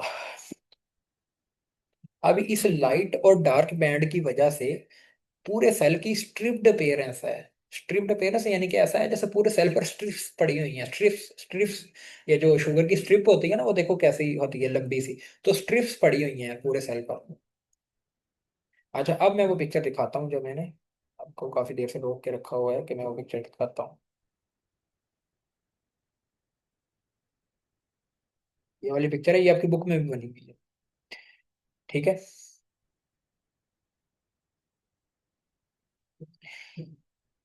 बल्कि मैं आपकी बुक की पिक्चर पहले दिखा देता हूँ। आपको ये पिक्चर नजर नहीं आई होगी, मैं आपको दिखा देता हूँ। बुक पर आपकी क्या बना हुआ है, ये दिख बनी हुई है ये बुक की पिक्चर। ये देखो, सबसे पहले अगर हम इस पिक्चर को ही देखो, देखें, तो इसमें ना, ये इसने ये पूरा एक मसल फाइबर है, और इसके अंदर ये मुख्तलिफ किस्म के फाइबर के अंदर क्या होता है, फाइब्रिल्स होते हैं ना, फाइबर के अंदर फाइब्रिल्स होते हैं। ये एक फाइब्रिल है, ये एक फाइब्रिल है, ये एक फाइब्रिल, और फाइब्रिल को भी जब खोल के देखा तो उसके अंदर फाइलामेंट्स होते हैं। यहाँ पर इसने ना लेबल अच्छा नहीं किया हुआ, इसलिए मैंने वो डायग्राम दिखाई है आपको, ताकि उसका आपको समझ ज्यादा लगे। अब इसने यहाँ पर सिर्फ एक सार्कोमेयर का तस्करा किया है कि, सॉरी, सार्कोमेयर दिखाया कि एक सार्कोमेयर क्या है, क्या ये लिखा हुआ है मायोफाइब्रिल हैज मेनी सार्कोमेयर्स। मायोफाइब्रिल के अंदर बहुत सारे सार्कोमेयर्स होते हैं। सार्कोमेयर कितना हिस्सा होता है बेसिकली, इस बात को तो आपको समझ लग गई ना, कि फाइब्रिल के अंदर फाइलामेंट होते हैं, यही है फाइलामेंट। ये एक्टिन फाइलामेंट है और ये मायोसिन का फाइलामेंट, यानी कि मसल बंडल। जबकि मैं अगर शुरू से वही वाली डायग्राम दिखाऊं, वो डायग्राम बहुत अच्छी है। मसल बंडल की मसल, ये एक मसल बंडल है, इसके अंदर, सॉरी, ये एक पूरा मसल है। ठीक है, मसल के अंदर मसल बंडल है मुख्तलिफ, हर बंडल के अंदर मसल सेल है। ये भी एक सेल है, और वही इस बड़ा करके दिखाया हुआ है। ठीक है, मसल सेल है, ये भी एक सेल है, और ये भी एक ही सेल है। ठीक है, ये एक पूरा मसल बंडल है। ठीक है। अच्छा, अब आगे, क्योंकि मसल बंडल के अंदर बहुत सारे सेल होते हैं, आप इस डायग्राम को यहाँ से भी पढ़ना स्टार्ट कर सकते हैं। ये एक पूरा मसल बंडल है, इसके अंदर इसके अंदर बहुत सारे मसल सेल पड़े हैं। उसी मसल सेल को उसने जब बड़ा करके देखा, तो उसमें से इसमें उसे बहुत सारे मसल फाइब्रिल्स नजर आए, मायोफाइब्रिल्स जिन्हें हम कहते हैं, ये मायोफाइब्रिल है। इसको उसने जब बड़ा, मायोफाइब्रिल को भी बड़ा करके देखा, ये मायोफाइब्रिल है ना, इसको भी बड़ा करके देखा, तो इसमें मजीद इसको छोटी छोटी लंबे लंबे धागे नजर आए, जिसको हम कहते हैं मायोफाइलामेंट्स। अब ये मायोसिन के फाइलामेंट है, और ये ब्रीक वाले एक्टिन के फाइलामेंट। ठीक है, यहां तक आपको समझ आनी चाहिए। चलो, मायोसिन के और एक्टिन के फाइलामेंट्स तक मैं बात पहुंचा चुका हूँ, यहाँ तक आपको पता होना चाहिए मायोसिन के फाइलामेंट क्या होते हैं, एक्टिन के फाइलामेंट, ये लिखा भी हुआ है। ये है मायोसिन के फाइलामेंट्स, जो कि मोटे वाले हैं, और ये एक्टिन के फाइलामेंट्स। इसको मैं अगर ओपोजिट करके बताऊं, तो इस तरह भी कह सकते हैं कि मायोसिन के और एक्टिन के फाइलामेंट्स का जब गुच्छा बनता है, तो एक मायोफाइब्रिल बनता है। और जब मायोफाइब्रिल का एक गुच्छा बनता है, तो फिर एक मसल का फाइबर या मसल का सेल बनता है। और जब मसल के सेल्स का गुच्छा बनता है, तो फिर एक मसल का बंडल बनता है। और जब मसल बंडल्स का गुच्छा बनता है, तो फिर एक पूरा मसल बनता है। ये हमें इस तरह से डिवाइड कर करके, बड़ा बड़ा करके देखना पड़ा है। मैंने सामने सीधा भी बता दिया, और इसको फिर उल्टा भी लेके आगे बता दिया। ठीक है। मायोसिन का फाइलामेंट आपको भी नजर आ रहा है कि मोटा है, तो इसको उसने थिक, सॉरी, थिक फाइलामेंट कहा हुआ है। और एक्टिन का फाइलामेंट बारीक नजर आ रहा है, तो इसको उसने थिन फाइलामेंट कहा हुआ है। एक्टिन फाइलामेंट का दूसरा नाम है थिन फाइलामेंट, मायोसिन का दूसरा नाम है, मायोसिन फाइलामेंट का दूसरा नाम है थिक फाइलामेंट। अच्छा जी, इतना मैं बताने में कामयाब रहा हूँ। ठीक है। अच्छा, ये मैं लेक्चर तो एक दफ़ा ही रिकॉर्ड कर रहा हूँ, ताकि इकट्ठा ही रिकॉर्ड हो जाए, इसको आप दरमियान में थोड़ा सा सांस लेकर भी सुन सकते हैं। ये नहीं है कि एक दफ़ा ही सुनना है, थोड़ा सा रीड के, थोड़ा यानी कि आधे घंटे सुन ले, 40 मिनट सुने, और उसके बाद थोड़ी बुक पढ़ें, फिर 40 मिनट सुने, पानी पिए, बुक पढ़ें, फिर 40 मिनट सुने, पानी पिए और बुक पढ़ें। ठीक है। अब उसने यहाँ पर सार्कोमेयर को बताया कि सार्कोमेयर रिलैक्स स्टेट में, यानी कि मसल कॉन्ट्रैक्ट नहीं हुआ हुआ, जब मसल रिलैक्स स्टेट में है, तो सार्कोमियर भी कॉन्ट्रैक्ट रिलैक्स स्टेट में ही हो। अच्छा, अब यहाँ पर अगर आप इस स्ट्रक्चर को देखें, इस सारे स्ट्रक्चर को देखें, तो आपको नजर आ रहा है कि एक्टिन के फाइलामेंट है, ये एक्टिन के फाइलामेंट है, और इनके दरमियान में मायोसिन के फाइलामेंट भी पड़े हुए हैं। अब जितने हिस्से में मायोसिन का फाइलामेंट आएगा ना, जितने हिस्से में मायोसिन का फाइलामेंट आएगा, ये इतने हिस्से में आ रहा है ना, इतने हिस्से में, जितने हिस्से में मायोसिन का फाइलामेंट आएगा, वहां पर लाइट नहीं पड़ेगी, वहां से लाइट मुड़ जाएगी। तो ये सारा हिस्सा जो है ना, वो सॉरी, ये मैं थोड़ा सा उल्टा कर गया हूँ। जितने हिस्से में ये मायोसिन का फाइलामेंट आएगा उस हिस्से को हम कहेंगे ए बैंड। ठीक है, ए बैंड उस सारे हिस्से को कहेंगे। अब इसमें से कुछ हिस्सा ऐसा है, ये ए बैंड में से कुछ हिस्सा ऐसा है जहां पर मायोसिन और एक्टिन फाइलामेंट दोनों प्रेजेंट है। ठीक है, यहाँ पर इतने हिस्से में ये आपको नजर भी आ रहा है कि इतने हिस्से में मैं लाइट कोई और कर लेता हूँ, ये वाली ठीक रहेगी। नहीं, ये वाली ठीक रहेगी। या इधर से भी दिखा दूं, इतने हिस्से में ये भी लाइट ही है यार, हल्की है जरा। कोई डार्क कलर नहीं है, ये डार्क कलर है। हाँ ये ठीक है। इतने हिस्से में क्या हो रहा है कि मायोसिन और एक्टिन दोनों के फाइलामेंट्स प्रेजेंट हैं। ठीक है, इधर से भी इतने हिस्से में एक्टिन और मायोसिन के दोनों फिलामेंट, इसी तरह यहाँ पर भी एक्टिन और मायोसिन के दोनों फाइलामेंट्स प्रेजेंट हैं। जबकि जो ध्यान वाला हिस्सा है यहाँ पर सिर्फ मायोसिन के ही फाइलामेंट्स हैं। ठीक है, अब मैं दोबारा से बताता हूँ, इतने हिस्से में एक्टिन और मायोसिन दोनों के फाइलामेंट हैं, इधर से भी इतने इतने हिस्से में एक्टिन और मायोसिन दोनों के फाइलामेंट, जबकि दरमियान में सिर्फ मायोसिन के फाइलामेंट। ठीक है, जितने ये जो सारा जहां तक मायोसिन फाइलामेंट है ना, ये सारा, इस सारे को तो हम कह देंगे ए बैंड। ठीक है, और इसके दरमियान में जहां पर सिर्फ मायोसिन अकेला पड़ा हुआ है, ये हिस्सा भी रोशन होगा। ठीक है, ये हिस्सा भी रोशन होगा। तो इसको हम कहेंगे अलहदा से एच जोन। यानी कि ए बैंड के अंदर कुछ हिस्सा ऐसा होता है जो कि रोशन होता है, यानी कि सारा ए बैंड जो होता है वो डार्क होता है, उसमें से जो दरमियान वाला हिस्सा होता है वो एच जोन होता है, और ये इसमें सिर्फ मायोसिन होता है, और ये ब्राइट होता है। ठीक है, ये ब्राइट होता है। ठीक है, इस बात की समझ लगी। अब इधर से जो मायोसिन का एंड जहां पर एक्टिन का यानी कि एक्टिन को छोड़ देता है, यहाँ पर जहां पर मायोसिन खत्म हो जाता है, यहाँ से एक्टिन को लेकर दूसरे हिस्से तक जहां पर मायोसिन स्टार्ट होता है, यानी कि यहाँ यहाँ तक मायोसिन है ना, इधर से भी यहाँ तक मायोसिन है। तो इसके दरमियान का जो हिस्सा जो सिर्फ एक्टिन का है ना, जो सिर्फ एक्टिन का है, वो आई बैंड है। ठीक है, ये दिखाया भी हुआ है यहाँ पर, सिर्फ आई बैंड। ठीक है, इतनी समझ लग गई। इसी चीज को मैं एक और डायग्राम, जो दूसरी डायग्राम मैंने पहले भी दिखाई थी, उस डायग्राम से भी मैं आपको समझा देता हूँ। इससे पहले समझ लें, ये आपकी बुक पर बनी हुई। ए बैंड की भी समझ लगी ए बैंड कितना है, और आई बैंड की भी समझ लगी आई बैंड कितना है, और एच जोन की भी समझ लगी एच कितना है। पूरे मायोसिन के फाइलामेंट के एरिया को हम कहते हैं ए बैंड। उसमें कुछ उस पूरे मायोसिन के फाइलामेंट के कुछ हिस्सा जो होगा, उसमें एक्टिन मायोसिन दोनों एक दूसरे के ओवरलैप हुए होंगे, यानी कि वहां पर एक्सट्रीन एक्टिन भी होगा और मायोसिन भी होगा।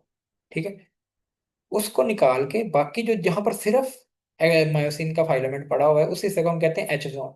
ठीक है, ये लिखा भी हुआ है एच जोन है यहाँ। जबकि मायोसिन को निकाल के जहां पर सिर्फ एक्टिन पड़ा हुआ है, जहां पर सिर्फ एक्टिन पड़ा हुआ है, उसको हम कहते हैं आई बैंड। ठीक है, ये आपको समझ लगी। अब ये जो है वो यहाँ पर इतनी आपको समझ लग गई है। ठीक है कि ए बैंड क्या है, आई बैंड क्या है, और एच जोन क्या है। अब मैं आपको दूसरी डायग्राम पर लेके जाता हूँ।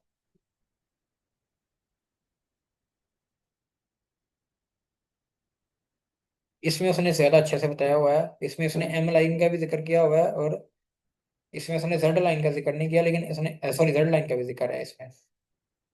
इसमें उसने एक और चीज बताई है, एम लाइन। इस डायग्राम को भी मैं शुरू से ही एक्सप्लेन करता हूँ। ये देखो, ये मोटा फाइलामेंट है, ये मोटा फाइलामेंट है मायोसिन फाइलामेंट। इसके अंदर कुछ बारीक फाइलामेंट है जो कि एक्टिन फाइलामेंट है। ये उसने एक्टिन भी ड्रा किया हुआ है और मायोसिन भी ड्रा किया हुआ है, मायोसिन फाइलामेंट एक्टिन फाइलामेंट। ठीक है, अब इसमें ये देखो, इसमें कुछ जितने हिस्से में मायोसिन बना हुआ है, जितने हिस्से में मायोसिन है, जितने हिस्से, वो सारा हिस्सा ए बैंड का है। ठीक है, वो सारा हिस्सा किसका है, ए बैंड का। अब उस ए बैंड में से कुछ हिस्सा ऐसा है जिसमें एक्टिन नहीं है, ये इतने हिस्से में एक्टिन नहीं है। ठीक है, जितने हिस्से में एक्टिन नहीं है वो एच जोन है। ठीक है, ये वो एच जोन आ गया। और मायोसिन के अलावा जिस हिस्से में सिर्फ एक्टिन ही है, वो आई बैंड। ठीक है, वो आई बैंड। ठीक है, एच जोन भी बता दिया, ए बैंड भी बता दिया, आई बैंड भी बता दिया, एक्टिन भी और मायोसिन के फिलामेंट भी बता दिया। जेड लाइन और एम लाइन क्या होती है ये मैं आपको बताता हूँ। अब तो पुलिस भी बुला लें तो फिर ही समझ आएगी, अगर यहाँ से भी समझ ना आई तो।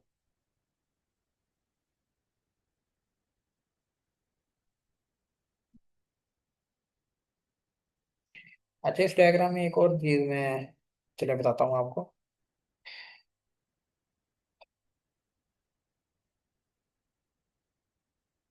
ये मैंने आपको बताया था पूरा एक मसल सेल बना हुआ है।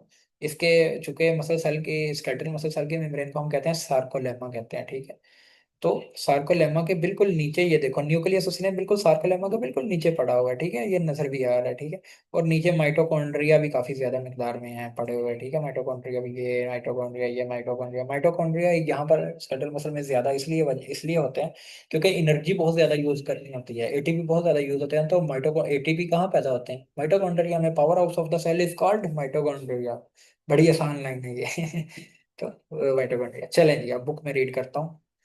बाकी जो चीजें इसमें कैल्शियम स्टोरेज, सैक्स और ये वो सार्को, ये बाकी चीजें जो है ना, ये आगे आ जाएंगी।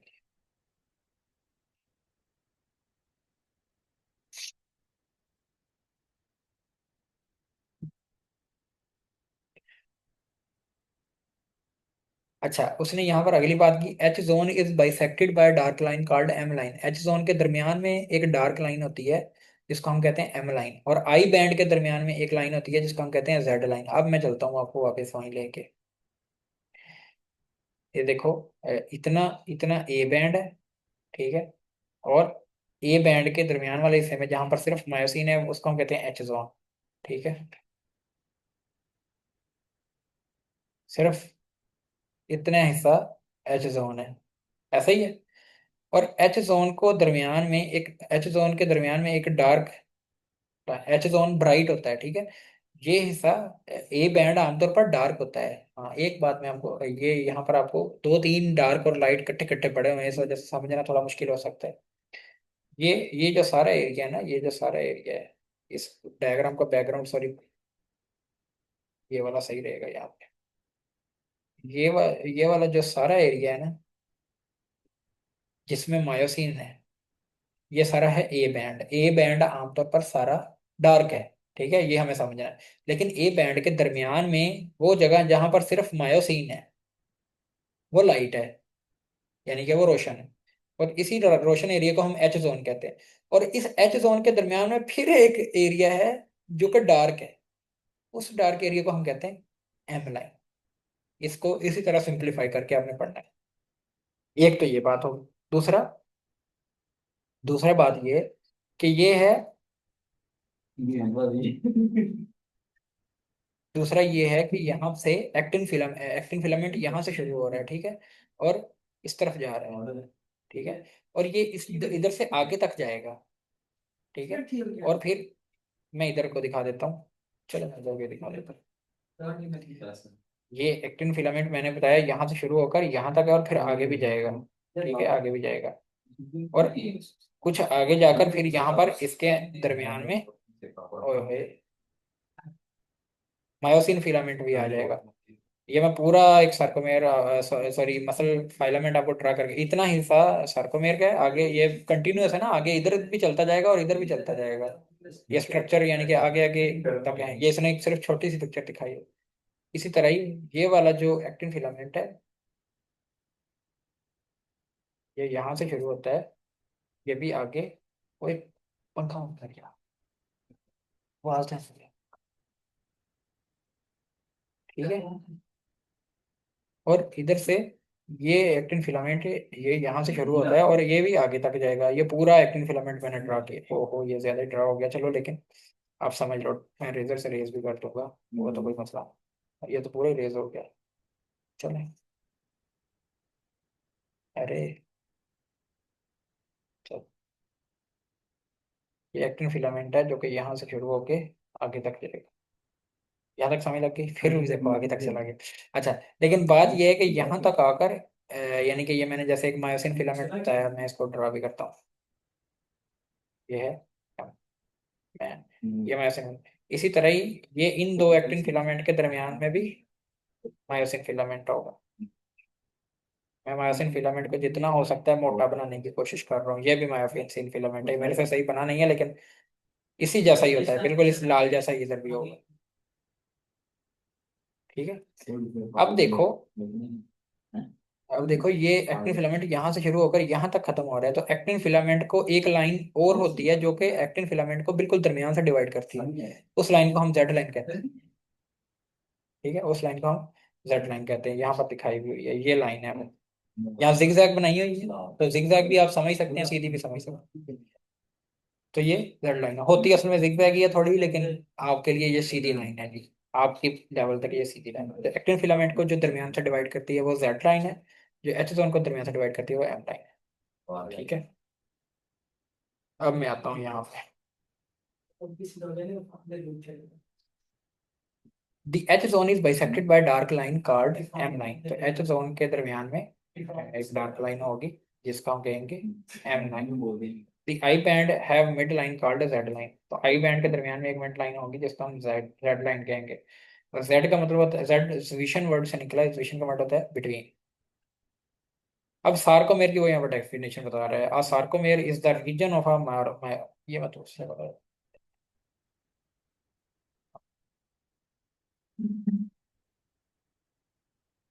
A sarcomere is the region of a myofibril between two successive Z lines. Sarcomere क्या है, दो जेड लाइन के दरमियान में अंतर को हम सार्कोमेर कहेंगे। यानी कि एक जेड लाइन इधर है और एक जेड लाइन इधर है, तो इनके दरमियान कितना हिस्सा है, ये एक सार्कोमेर है। इसी तरह ये एक सार्कोमेर इधर होगा, इसी तरह ये एक सार्कोमेर इधर होगा, और इसी तरह ये आगे भी चलता जाएगा, सार्कोमेर सार्कोमेर सार्कोमेर। और ये पूरा जो सार्कोमेर मिल के बनाएंगे ये एक मसल फाइलामेंट है, ये एक मायो एक मतलब फाइलामेंट बनेगा। ठीक है।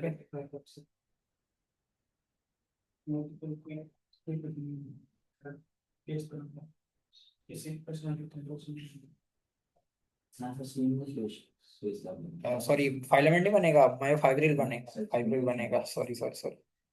यानी कि यहाँ पर एक सार्कोमेयर है, इधर भी सार्कोमेयर है और इधर भी सार्कोमेयर है, तो ये सार्कोमेयर की एक लंबी चेन जो है वो एक मसल फाइब्रिल है। फाइलामेंट तो ये है ना, ये सार्कोमेयर का मजीद छोटा छोटे छोटे जो प्रोटीन से मिलकर बने हैं, उन छोटे प्रोटीन्स को हम कहते हैं फाइलामेंट। क्या,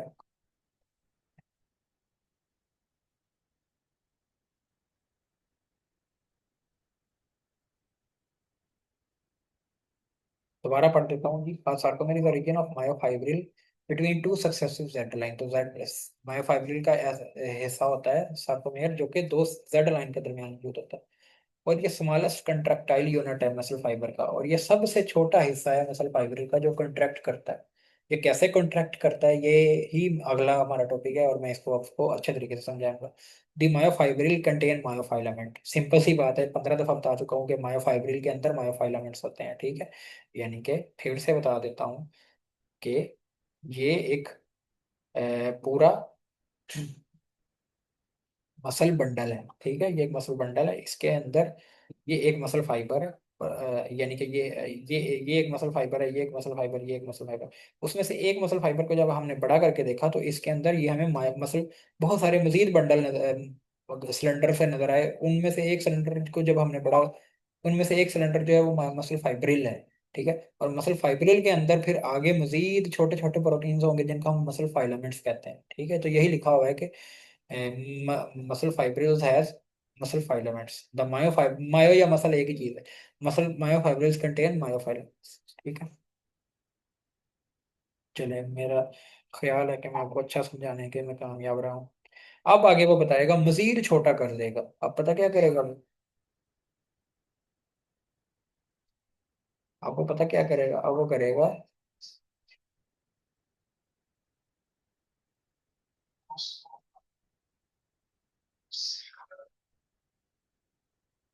अब वो क्या करेगा कि जो है ना, मायोफाइलमेंट को मजीद बड़ा करके दिखाएगा। फिर से दोबारा से मैं बताना चाहूंगा, क्योंकि ये एक ऐसी चीज है जो कि ये 10 दफा मैंने बता दी, मैं 11वीं दफा भी बताऊंगा। मसल बंडल को जब हमने, ये मसल बंडल है, मसल बंडल को जब हमने देखा तो मसल बंडल के अंदर मुख्तलिफ किस्म के मसल फाइबर, मतलब मुख्तलिफ काफी ज्यादा, मुख्तलिफ नहीं कह सकते, एक ही किस्म के होते हैं। बहुत सारे मसल फाइबर होते हैं, ये देखो मसल फाइबर। उसमें से एक मसल फाइबर को जब उसने बड़ा करके देखा तो उसमें बड़े सारे, काफी ज्यादा मिकदार में मसल फाइब्रिल थे। ये देखो मसल फाइब्रिल, ये मसल फाइब्रिल, मसल फाइब्रिल। और उसमें से एक मसल फाइब्रिल को जब उसने बड़ा करके देखा तो उसमें उसे, ये देखो यहाँ पर मसल फाइलामेंट्स नजर आए। और जब उसने मसल फाइलामेंट को भी बड़ा करके देखा तो उसको क्या नजर आया, वो मैं आपको दिखाता हूँ कि उसको क्या नजर आया। उसको नजर आया एनक वाला जिन। एनक वाला जिन तो नहीं, लेकिन पता नहीं कौन सा जिन नजर आया उसको। ये नजर आया उसको। हम्म। मसल फाइलामेंट बेसिकली, ये मसल फाइलामेंट बेसिकली दो किस्म के होते हैं ना, एक मायोसिन फाइलामेंट और एक एक्टिन फाइलामेंट। तो यहाँ पर जब उसने मसल फाइलामेंट और एक्टिन फाइलामेंट को भी बड़ा करके देखा तो उसे क्या नजर आया, मायोसिन फाइलामेंट कुछ इस तरह का, ये मायोसिन फाइलामेंट नजर आया हो रहा है, नजर आ रहा है। इसमें देखो ये उसकी टेल है, मायोसिन फाइलामेंट की ये टेल है, यानी कि उसकी टेल है, टेल तो पता है, TAIL, टेल, जो पूछ जिसे कहते हैं, टेल है। और ये इसके हेड है। ये आपने बड़े बड़े वर्ड नहीं याद रखने, बस ये हेड याद रखो और टेल याद रखो। टेल देखो, हेड देखो, ये ग्लोबुलर हेड है, यानी कि गोल गोल से हेड है। और टेल देखो लंबी है, और दो कॉइल, दो चेन्स पर मुश्तमिल है जो एक दूसरे के गिर्द कॉइल हुए हैं, ठीक है, कॉइल कॉइल हुए हुए हैं एक दूसरे के गिर्द, ठीक। बेसिकली ये प्रोटीन का स्ट्रक्चर है ना, ये प्रोटीन इस तरह की होती है ना। तो फाइलामेंट मैंने आपको बताया मायोसिन फाइलामेंट है, तो मायोसिन प्रोटीन है इसमें, तो ये मसल, तो ये एक मसल मायोसिन के मालिक्यूल बने, ठीक है। इसी तरह ही ये है एक्टिन के फाइलामेंट, ये देखो ये एक्टिन फाइलामेंट मतलब बनाया हुआ है, एक्टिन फाइलामेंट। एक्टिन फाइलामेंट में बेसिकली चेन्स, दो दो चेन ही होती है जो कि एक दूसरे के इर्द गिर्द कॉइल होती है। ये आपको कॉइल अच्छी तरह से नजर नहीं आ रही, लेकिन असल में ये कॉइल हुई हुई है, ये दो चेन है जो कि एक दूसरे के इर्द गिर्द कॉइल हुई है, तो ये एक्टिन फाइलामेंट। एक्टिन फाइलामेंट देखो पतला है, और मायोसिन फाइलामेंट मोटा हुआ है, ठीक है। अब एक और बात, ये असल में उसने सार्कोमेर का ही छोटा सा हिस्सा दिखाया हुआ है, जो कि दिखा रहा है कि ये देखो एक्टिन फाइलामेंट है, इधर भी एक्टिन फाइलामेंट है, और इन दोनों के दरम्यान में मायोसिन फाइलामेंट पड़ा हुआ है, ऐसा ही है ना, ऐसा ही मैंने बताया था ना, एक्टिन फाइलामेंट थे और उसके अंदर मायोसिन का फाइलामेंट पड़ा हुआ था। अच्छा, मेरे ख्याल में मैंने ये पिक्चर आपको, सॉरी, ये पिक्चर आपके साथ शेयर नहीं हुई होगी, दोबारा से मैं दूसरी दफा ये गलती की। चले, अब शेयर हो गई होगी, मैं दोबारा से बता देता हूँ, कोई मसला नहीं। ये है एक मायोसिन का फाइलामेंट, असल में ये मायोसिन का मॉलिक्यूल है। तो इसको ही मैं एकदम अभी मैं इसको ही एक फाइलामेंट मान के चल रहा हूँ। मैंने बताया था ना, मायोसिन फाइलामेंट मायोसिन से मिलकर बना होता है, और एक्टिन फाइलामेंट एक्टिन प्रोटीन से मिलकर बना होता है। तो ये मायोसिन की प्रोटीन का एक मॉलिक्यूल दिखाया हुआ है असल में उसने। ये देखो इसके दो हिस्से हैं, मायोसिन की प्रोटीन के दो हिस्से हैं, एक ये इसकी टेल है, ये लंबी टेल है, और ये इसका हेड है। बाकी बड़ी बड़ी चीजें आपने ये बड़े बड़े लफ्ज छोड़ देने हैं, बाकी बस टेल और हेड याद रखो। हेड इसका ग्लोबुलर है, और टेल इसकी लंबी चेन की तरह है, और ये कॉइल हुई हुई है एक दूसरे के, ठीक है। और ये एक्टिन का फाइलामेंट है, ठीक है। और एक्टिन के फाइलामेंट में सिर्फ दो चेन्स होती हैं जो कि एक दूसरे के गिर्द कॉइल हुई होती है। तो असल में ये सार्कोमेर का ही छोटा सा हिस्सा दिखाया हुआ है, जिसमें क्या हुआ हुआ है कि एक्टिन फाइलामेंट और एक्टिन फाइलामेंट, और उनके दरमियान में मायोसिन फाइलामेंट, ठीक है। मैंने ये पिक्चर बेसिकली इसलिए डाउनलोड की हुई है कि मैं आपको बता सकूं मायोसिन फाइलामेंट कैसा होता है और एक्टिन फाइलामेंट कैसा होता है, ठीक है। अब हम आए हैं, मैंने ये पिक्चर बता दिया, पिक्चर ही यहाँ पर वो डिस्क्राइब कर देगा आपको, सिंपल। इंफ्रास्ट्रक्चर ऑफ मायोफाइलामेंट, मायोफाइलामेंट का इंफ्रास्ट्रक्चर, यानी कि स्ट्रक्चर कैसा होता है मायोफाइलामेंट का। Myofilament is made up of thick and thin filament. Myofilament जो है वो थिक और थिन फाइलामेंट, दो किस्म के फाइलामेंट्स होते हैं ना। थिक फाइलामेंट कौन सा होता है, मायोसिन फाइलामेंट। थिन फाइलामेंट कौन सा होता है, actin फाइलामेंट। The central thick filament extend the entire length of A band, यही है ना। ये जो, ये बात मैं बार बार बता रहा था कि जो थिक बैंड, जो थिक फाइलामेंट है वो सारे ए बैंड में थिक फाइलामेंट होता है, ठीक है। The thin filament extend across the I band and partly into I A band. जबकि जो थिन फिलामेंट है, यानी कि ये जो एक्टिन एक्टिन फिलामेंट है, ये लंबा भी होता है, ये देखो। ये एक्टिन फिलामेंट जो है ये आई बैंड में भी है, इतना हिस्सा आई बैंड का है, और ये इतना हिस्सा यहाँ से ए बैंड स्टार्ट होता है ना, क्योंकि यहाँ से ये थिक फिलामेंट भी स्टार्ट हो गया है, मायोसिन का फिलामेंट स्टार्ट हो गया, तो जहाँ से जहाँ पर मायोसिन आ गया वहां फिर ए बैंड ही है, ठीक है। तो एक्टिन फिलामेंट आई बैंड में भी है, आई बैंड में भी है, और ए बैंड में भी है। The thick filament, which is about 16, the thick filament, which is about 16 nanometer in diameter, is composed of myosin।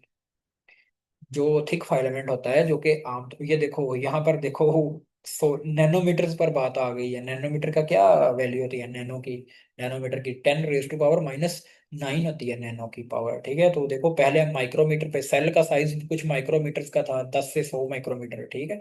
असल में ये बताने की ये कोशिश कर रहा है कि फिर से वही डायग्राम पे आ गया हूँ, कि ये देखो ये एक सेल है, ये एक पूरा सेल है ना, ये बताया था ये सेल है, ठीक है। ये मसल फाइबर सेल लिखा भी हुआ है, तो ये 10 से 100 माइक्रोमीटर का होता है, ठीक है। और ये जो ये फाइलामेंट होते हैं, इनका डायमीटर नैनोमीटर्स में चला गया है। ठीक है। ये माइक्रोमीटर का 10 10 रेज टू पावर -6 और ये 10 रेज टू पावर -9 है। यानी कि फिर ये जो मसल सेल है ये इससे कितना बड़ा होगा, 1000 गुना, ये इससे 1000 गुना बड़ा होता है। इस तरह के बहुत सारे फाइलामेंट्स मिलकर ये एक मसल सेल बनाएंगे ना।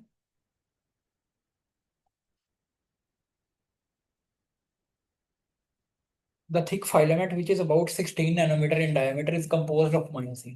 जो थिक फाइलामेंट होता है, मोटा वाला फाइलामेंट, जो कि आमतौर पर 16 नैनोमीटर डायमीटर का होता है, वो मायोसिन प्रोटीन से मिलकर बना होता है। ईच मायोसिन, अब उसने हर मायोसिन मॉलिक्यूल की का स्ट्रक्चर बताएगा, वो जो मैंने आपको पहले ही दिखा दिया है। Each myosin molecule has a tail terminating in two globular head है। हर मायोसिन के मॉलिक्यूल में एक टेल होती है और जो दो ग्लोबुलर हेड होते हैं। Myosin tail consist of two long polypeptide chains coiled together. Myosin tail में क्या होता है, दो चेन्स होती हैं जो कि एक दूसरे के इर्द गिर्द कॉइल्स होती हैं। The heads are sometimes called cross bridges. इसके हेड्स को ही हम क्रॉस ब्रिज कहते हैं, ठीक है, ये बात याद रखनी। हेड्स को कहते हैं, मायोसिन के मॉलिक्यूल के हेड को कहते हैं cross bridge. Because they link the thick and thin filaments together during contraction. इनको हम क्रॉस ब्रिज इसलिए कहते हैं, क्रॉस ब्रिज आमतौर पर उस चीज को कहते हैं जो दो चीजों को आपस में जोड़ रही होती है। तो इनके जो हेड होते हैं, मायोसिन मॉलिक्यूल के हेड होते हैं जो वो एक्टिन और मायोसिन फिलामेंट को आपस में जोड़ते हैं। मैं दोबारा दिखाता हूँ। ये मायोसिन के मॉलिक्यूल का स्ट्रक्चर है, इसमें ये दो हेड है जिनकी वो बात कर रहा है, जो कि क्रॉस ब्रिज भी हैं। इनका ही दूसरा नाम क्रॉस ब्रिज है। और ये इसकी टेल है, और इसमें दो पॉलीपेप्टाइड चेन है जो कि एक दूसरे के इर्द गिर्द कॉइल हुई हुई है। अब ये देखो, इनको क्रॉस ब्रिज इसीलिए कहते हैं क्योंकि ये देखो, ये मायोसिन के मॉलिक्यूल्स के जो क्रॉस ब्रिज है, यानी कि जो हेड है, वो एक्टिन और मायोसिन को आपस में जोड़ रहे हैं, ठीक है। और ये जोड़कर करीब ले जाते हैं। मैं दोबारा मैं यहाँ पर थोड़ा सा ड्रा कर देता हूँ। यानी कि ये जोड़ते हैं और ये इसको इस तरफ खींचेंगे। और डार्क कर लेता हूँ इसको, ठीक है। ये क्रॉस ब्रिजेस इधर, इसको इधर खींचेंगे, और यहाँ से इसको इधर खींचेगी। तो ये देखो, फिर ये करीब जब ये एक्टिन इधर को मूव करेगी और ये इधर को मूव करेगी, ये डायरेक्शन भी दिखाई हुई है। ये इधर आएगी और ये इधर आएगी। तो इस तरह कंट्रैक्शन होगी। मैं मजीद भी इसको एक्सप्लेन करूंगा, लेकिन अभी तक आप समझो कि मायोसिन के मॉलिक्यूल के हेड जो है वो किस तरह एक्टिन को मायोसिन से जोड़ते हैं, और फिर ये कैसे कंट्रैक्शन में अपना पार्ट प्ले करते हैं। ये करीब करीब लेके आते हैं एक्टिन फिलामेंट्स को एक दूसरे के, इसको इधर इधर ले आएंगे, इसको इधर ले आएंगे।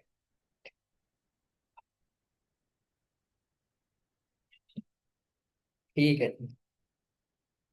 थिन फाइलामेंट्स, अब वो थिन फाइलामेंट्स की बात करेगा। थिन फाइलामेंट्स क्या होते हैं? Thin filaments are 7 to 8 nanometre thick. Thick filaments जो 16 नैनोमीटर के, थिन फाइलामेंट्स 7 से 8 नैनोमीटर के मोटाई के होते हैं। And are compose chiefly of actin molecule. और थिन फाइलामेंट में आमतौर पर एक्टिन के मॉलिक्यूल होते हैं। थिन फाइलामेंट में एक्टिन के साथ और भी कुछ मॉलिक्यूल होते हैं, वो भी इसने यहीं पर बताए हैं।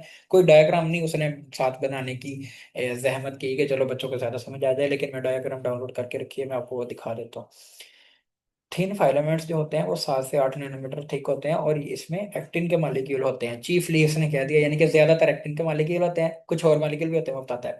The actin molecules are arranged in two chains which twist around each other like a twisted double strand of pearls. अब देखो, एक्टिन के मॉलिक्यूल्स जो होते हैं वो दो चेन्स में होते हैं जो कि एक दूसरे के इर्द गिर्द कॉइल हुए होते हैं। और इसने कहा हुआ है कि ये कॉइल किस तरह होते हैं, twisted double strand of pearls. यानी कि जिस तरह दो मोतियों की लड़ियां आपस एक दूसरे के गिर्द घूम रही होती हैं ना, वैसे ये भी घूम रहे होते हैं। जैसे दो तस्बीहां के दो तस्बीहां, एक ही तस्बीह को अगर आप एक तस्बीह को दूसरी तस्बीह के गिर्द कॉइल कर देना, जैसे वो पल्स की बनी होती है, मोतियों की बनी होती है तस्बीह, तो वैसे ही ये एक दूसरे के गिर्द कॉइल हुए हुए होते हैं। अब मैं आपको एक और डायग्राम दिखाता हूँ।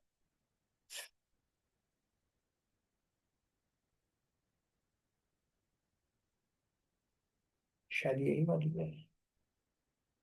हाँ, यही रहेगी।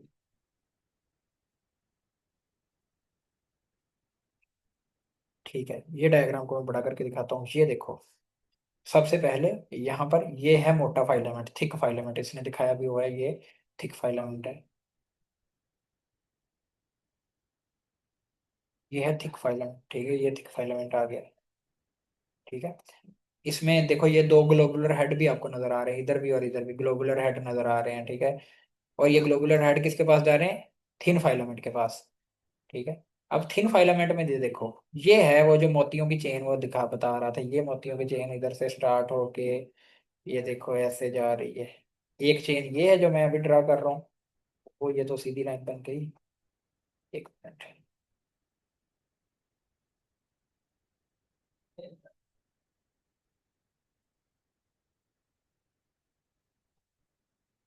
ये भी नजर नहीं आ रहा कलर, ब्लैक कलर सही रहेगा कलर।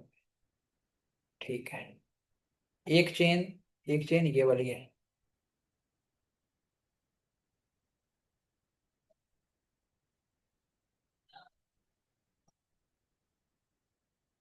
ठीक है, और दूसरी चेन कौन सी है? दूसरी चेन है, ग्रीन कलर से दिखा देता हूँ। दूसरी चेन ये वाली है।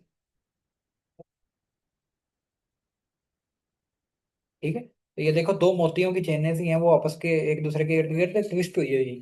ठीक है, तो ये दोनों एक्टिन की ही फाइल में, एक्टिन की ही चेन था। लेकिन यहाँ पर इसके अलावा भी कुछ चेन ये नजर आ रही है आपको।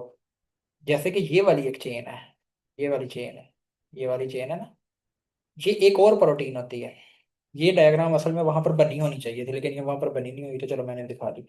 ये एक और भी ये डायग्राम इसलिए वहां पर बनी होनी चाहिए थी क्योंकि इसने जो जो दूसरी प्रोटीन्स है ना, इसका जिक्र भी किया हुआ है। एक्टिन, एक तो इसने एक्टिन का जिक्र कर दिया, ठीक है, ये एक्टिन इसने ट्रा करके दिखा दी, लेकिन दूसरी जो है ना, वो दो दो का जिक्र किया, वो मैं पढ़ाता भी हूँ कि वहां पर कैसे जिक्र किया होगा। इसके अलावा दो और चेंज भी हैं, एक तो सॉरी, मेरे लैपटॉप से ना मुझे ड्रा करने में मसला होता है थोड़ा सा इस वजह से। एक तो ये वाली चेन है, और एक ये वाली चेन है। ठीक है, ये तो जो दो चेन्स है ना, यानी कि ये वाली और ये वाली, इनको हम कहते हैं ट्रोपोमायोसिन। ठीक है, इनको हम कहते हैं ट्रोपोमायोसिन। और तीसरे नंबर पर इसी ही थिन फाइलामेंट में ही ये ट्रोपोनिन के भी कुछ मालिक्यूल्स हैं, हरे रंग के। इस सारी डायग्राम को याद करना बहुत ही ज्यादा जरूरी है, क्योंकि इस पे स्लाइडिंग फिलामेंट मॉडल इसी डायग्राम पे खड़ा हुआ है। तो ये डायग्राम याद होगी तो फिर वही, फिर वो आएगा, नहीं तो नहीं आएगा। तो थिन, थिक फाइलामेंट में सिर्फ मायोसिन है। थिन फाइलामेंट में तीन किस्म की प्रोटीन है। एक्टिन प्रोटीन है जो कि मोतियों की तरह एक दूसरे के गिर्द लिपटी हुई है, दो दो चेन्स बना, दो चेन्स हैं जो कि मोतियों की तरह एक दूसरे के गिर्द। इसके अलावा ट्रोपोमायोसिन के दो चेन्स हैं जो कि एक्टिन के इर्द गिर्द, एक्टिन के बिल्कुल इर्द गिर्द लिपटी हुई है, ये नजर भी आ रहा है, एक्टिन के अभी बाहर की तरफ लिपटी है। और इसके अलावा कुछ ट्रोपोनिन के मालिक्यूल पड़े हुए हैं, तीन प्रोटीन। चलें, अब मैं दोबारा बुक की तरफ चलता हूँ।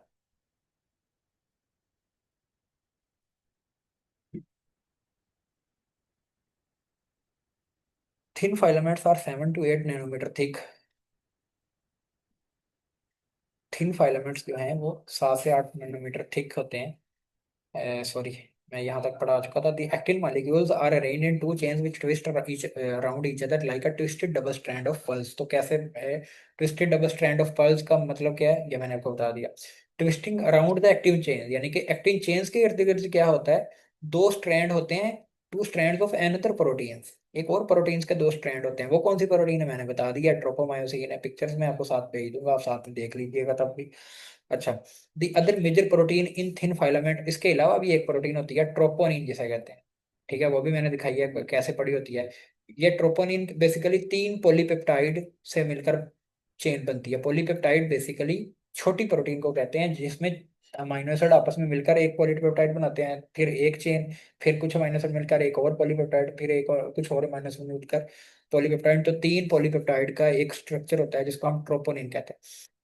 इन तीन पॉलीपेप्टाइड का इसने जिक्र इसलिए किया क्योंकि इसमें से एक पॉलीपेप्टाइड एक्टिन से मिलेगा, एक ट्रोपोमायोसिन से मिलेगा, यानी कि ट्रोपोमायोसिन प्रोटीन से मिलेगा, एक एक्टिन प्रोटीन से मिलेगा, और एक कैल्शियम से मिलेगा, तीसरा कैल्शियम से मिलेगा। मायोसिन के साथ ट्रोपोनिन का डायरेक्ट ताल्लुक नहीं है, ये बात याद रखिएगा।